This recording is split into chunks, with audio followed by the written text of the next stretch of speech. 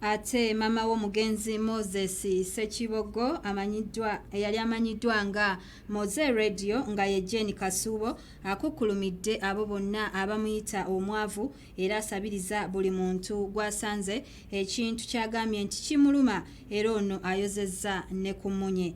Bino abyogeredde ku mukolo gw'okujjukira mutabani we eyali omuyimbi omugenzi Moses Radio ogubadde makage agasangibwa e Nakawuka.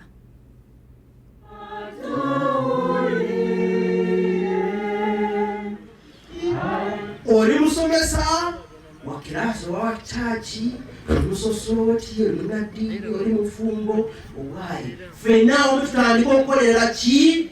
Mbeera ffe. Kubanga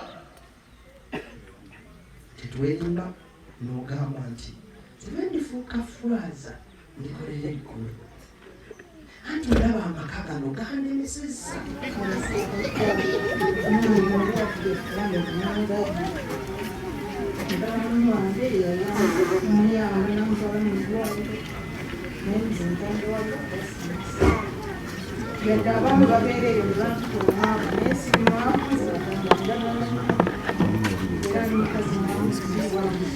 Singa muntu mulala teyali wangudde ng'omwana wange omuzuuku ng'akozesema nafata nenze nsaba Mukama n'angumya naye ababeereyo masabo gammwe muwulira nga nsabye obuyambi mu bantu omutandika okungulu nkosa nnyo naye nze Katonda ajja kunsobozesa.